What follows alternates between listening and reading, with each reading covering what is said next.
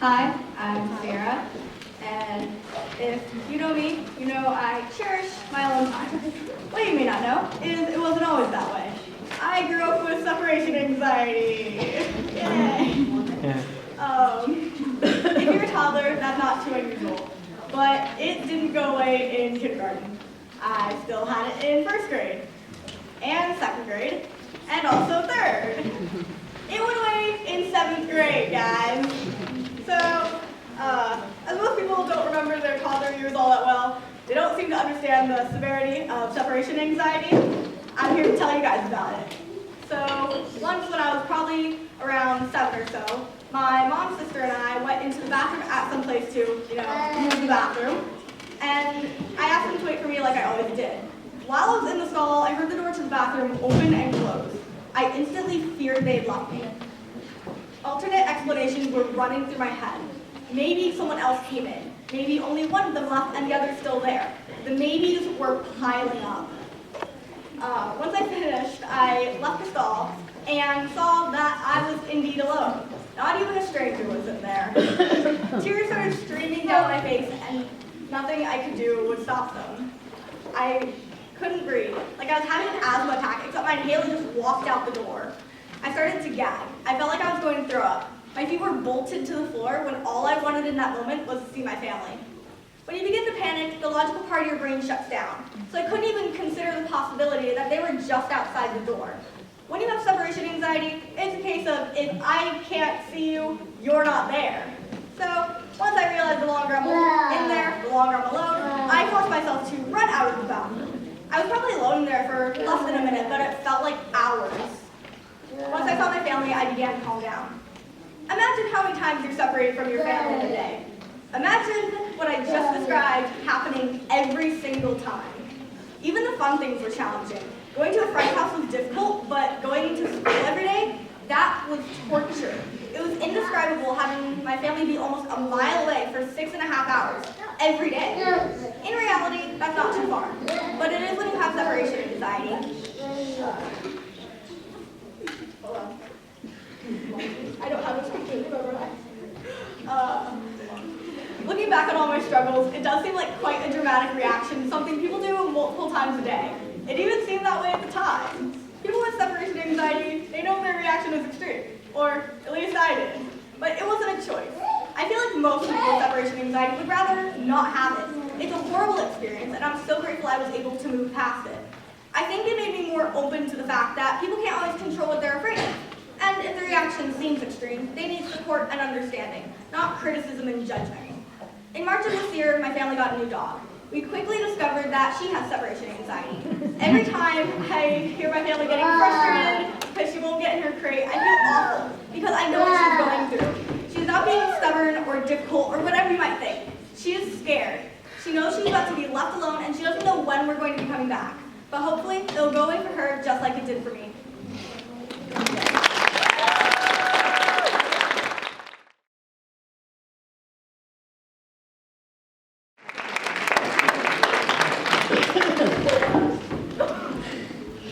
Hi, I'm Raquel, and my monologue is called Wendy's Catastrophe. And we have all been a 9-year-old once in our life, at least if you are at least 9-year-old. And when I was about 9, me and my family went on a road trip, and during this road trip, we stopped at a lot of fast food places to eat, and one of these places was Wendy's.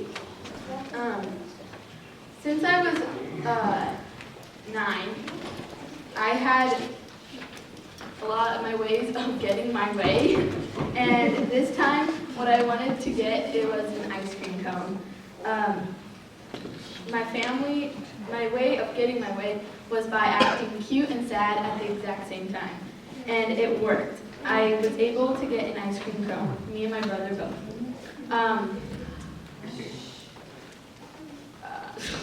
I was sitting in the corner of the booth at Wendy's, and the corner was cornered by 2 walls, and I was so excited to carry I was so excited to eat the ice cream, so when I ran back from getting it, I decided I would just relax and lean up against the wall. Little did I know that my life was about to change forever.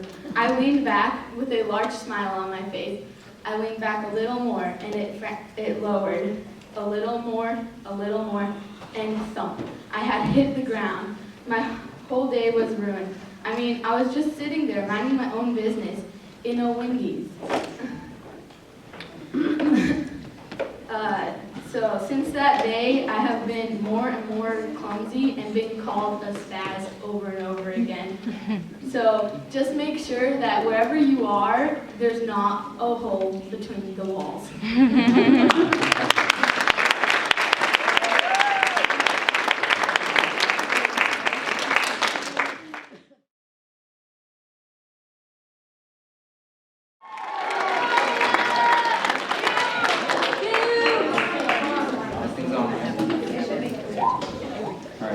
Alright. So, I was walking down the street, and I get this feeling, This feeling that sweet, creamy goodness is just around the corner. Yeah, I had that feeling. It was like my spider senses were going off, or Peter Tingle, they still call it. So then this sweet 80s soundtrack comes on, which kind of goes like this.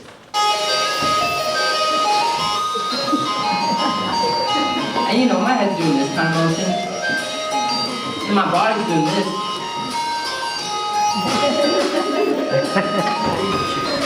And so I'm having a good day. So as soon as I turn around the corner, this scrawny 50-year-old man sees me and slams the ice cream in the customer's face and starts closing up shop. I was like, oh no, not this time. So me being a kid with a $1 bill in his wallet decides to unconsciously throw my wallet toward this man. And as soon as it left my hand, it began to fly. Like it was some mystical being from the Netherlands or something. So instead of it going between the window like a James Bond movie, it hits him straight in the face. So, I'm just trying to play it cool, just looking at the ground. But to be honest, that was the best pitch I've ever thrown. I mean, it was the best pitch I've ever thrown. If my dad was there, which he wasn't, he would have took me straight out of this nerd camp. But, anyways, all the veins in his face started bulging in a way. And then it began to move in, how should I say this, unnatural ways. And then my stomach grew some arms and started punching me from the inside out. And my stomach was also moving in unnatural ways. So, at that point, I started running Godspeed toward this ice cream truck. So, I approached the man, and I say, I would like, and that's when he stopped me right there and said, we're closed, and slammed the window right on my precious fingers. So, me being a black kid from the 80s, had to scream bloody murder, and I had to yank my fingers out. And then he said good day and started driving off into the sunset. And then, thanks Arvia, that's my sister Arvia, thank you. So then it began to rain. And, thank you David. So then it began to rain, and I was like, hey, rain is nature's ice cream, which is completely not true, but I was desperate, okay? So, on that note, the end, I guess.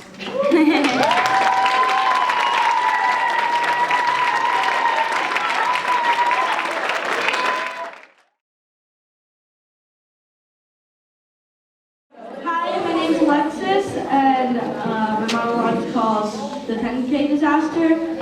When I was in running club, back in elementary school, I signed up for a 10K. So my dad was supposed to drop me off at a bus to take me to the marathon, and then we realized we lost the pins to put the number on my shirt.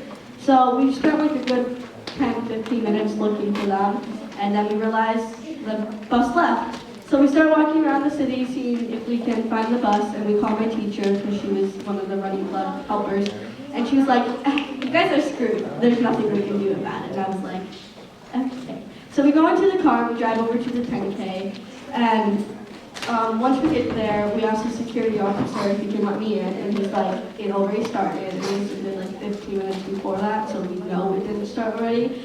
But we just accepted the fee and drive over to a Denny's.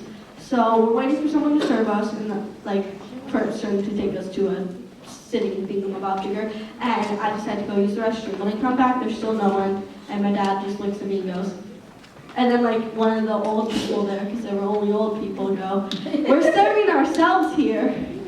Pretty sure that's illegal, so we just left. Yeah, fun. And then we went to another Denny's, and it was freezing cold, like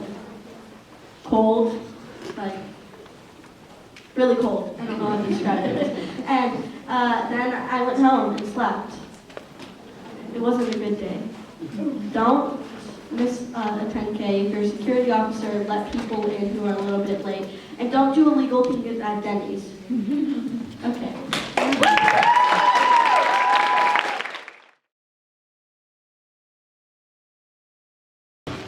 Hi everyone, my name is Anaya and my monologue is called The Fantasticks. Justin helped me print it out because I didn't want to write my own monologue. There you go. This morning a bird woke me up. It was a lark or a peacock or something like that. And I said, hello, and it vanished, flew away. It was mysterious. So you know what I did? I went to my mirror and I brushed my hair 200 times without stopping. As I was brushing my hair turned gold. No, honestly, gold. And then red, and then a deep blue when the sun hit it. I'm 16 years old, and every day something happens to me. I don't know what to make of it. And when I get dressed in the morning, I can tell something's different. I like to touch my eyelids because they're never quite the same. Oh.